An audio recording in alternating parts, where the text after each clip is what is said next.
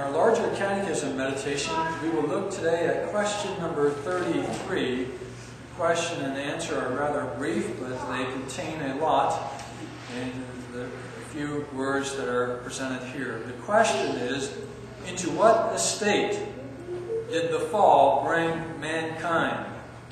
The answer of the Catechism is, the fall brought mankind into an estate of sin and misery.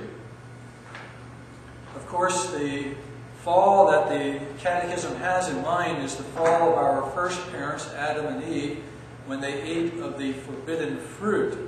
The impact of that action not only had relevance to Adam and Eve, but also to all of us who are naturally descended from them. Their sin had consequences on us all. It was not simply something that simply had to do with their own individual acts. Rather, they acted as corporate heads or representatives of our humanity. And it's specifically Adam's sin of eating of that forbidden fruit, which has passed on a sinful nature onto the rest of his descendants. So the Catechism talks about the estate into which mankind fell. In other words, what kind of condition did man come into as a result of this situation? What was his new arrangement?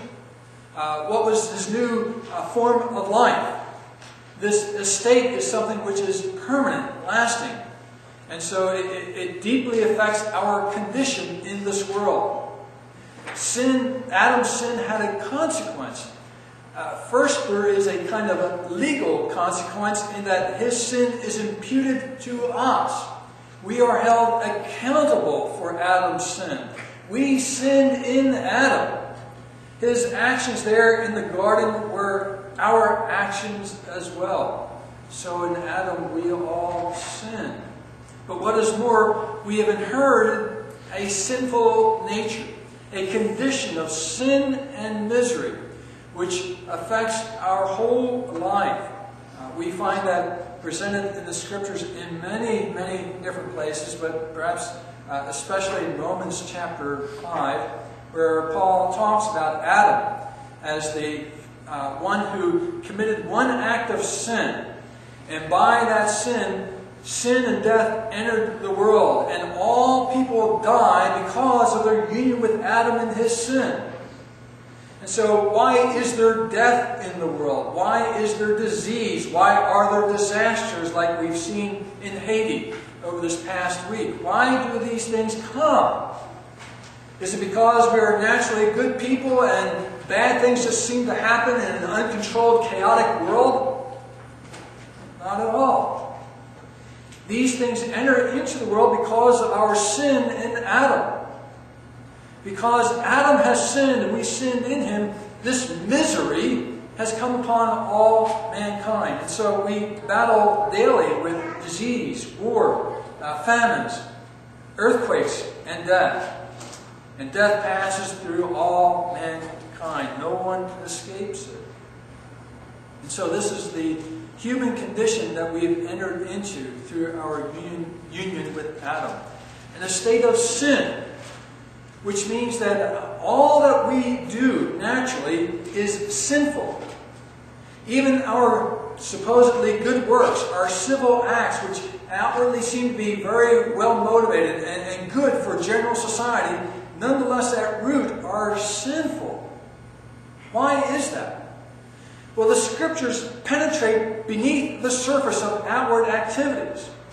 You have in the community somebody who's acting responsibly, married with children, raising the children appropriately, sending them to school, working hard, seems like a very good man. You hear quite often, he's a good man or she's a good person. Engaged in various acts of charity and so forth. But the Scriptures, the Word, the Spirit penetrate deeply into the heart of man and examine the motivations, the goals that guide those kinds of activities. Why do these things occur? Is it for the glory of the one true God? Is it so that He might be magnified? Is it done in obedience to His commands? Or are there other motivations, sinful motivations? And do they have other standards that pollute and corrupt these acts? Man is in the state of sin.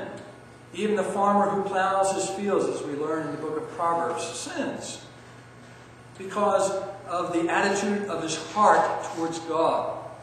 He does not do it in service of the Lord, but for serving himself or those that might be important to him, but not in service of the Lord. So there's the estate of sin and misery, which we all are very familiar with, that which continues from day to day. The message of the gospel, however, is that God has not left us in this situation. God, by his mercy and grace, has sent us a second Adam, Jesus Christ, to deliver his people from this state of sin and misery. And we'll look at that in the weeks to come.